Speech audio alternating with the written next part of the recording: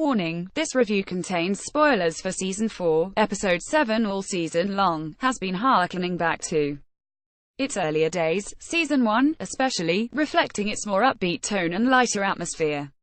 But there were serious and at times dark moments in Season 1, beginning with Harrison Wells actually Eobard Thawne in disguise activating the particle accelerator and putting that first season's events in motion.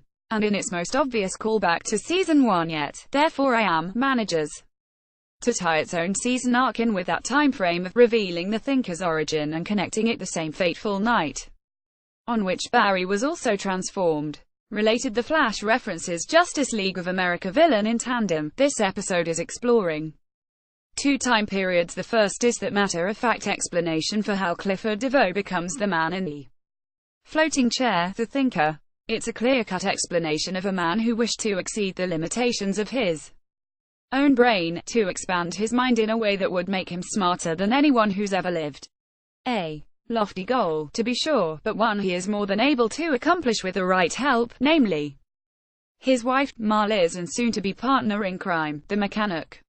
As it's later explained, he comes up with the ideas, and she executes them, and as a pair they work together flawlessly.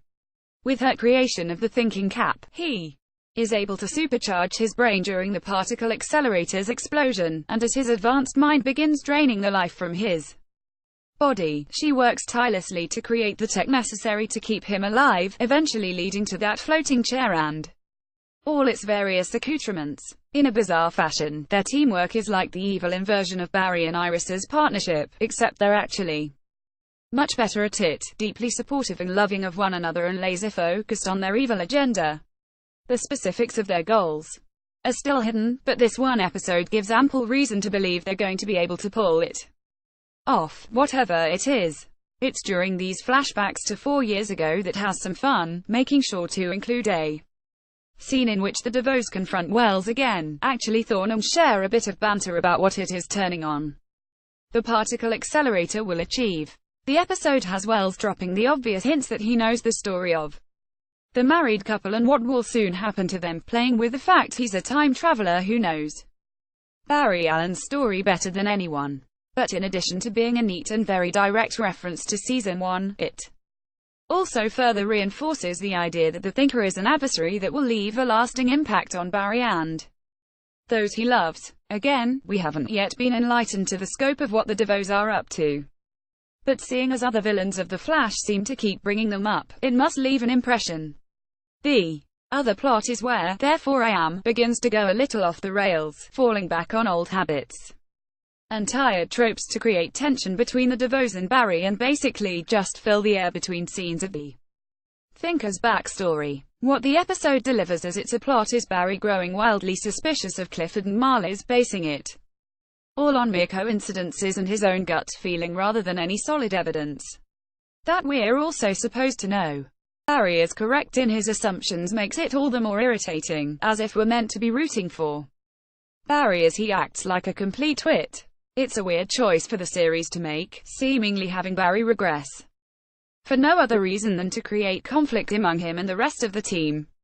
If anything, the best that comes of this storyline are more scenes in which the DeVoes can show off how easily they're playing Barry, as they take action against him and force him to face some consequences for his terrible behavior. Ultimately, it's unclear what this plot was meant to accomplish or communicate about its characters, because all it really does is paint Barry in a very bad light. And of course, none of this seems to matter in the long run, and it's highly doubtful Barry's suspension from the police force is something that sticks, because once he gets DeVoe to confess that he is the bad guy Barry suspects he is, Barry tells Team Flash and they all believe him. Conflict resolved. Their focus now switches to the upcoming nuptials for Barry and Iris, and it's unlikely that the Thinker and the Mechanic will even be involved at all, seeing as the big crossover event, Crisis on Earth X, is set to introduce evil, fascist doppelgangers of characters like Green Arrow and Supergirl. Knowing this departure from Season 4's main storyline is what comes next makes it even more baffling that this episode goes to all the trouble of making Barry look like a paranoid lunatic, only to backtrack on all of it in the span of its runtime. At least we now know exactly who the Thinker and the Mechanic are. As Therefore I Am does a wonderful job of developing them as intriguing, almost sympathetic villains.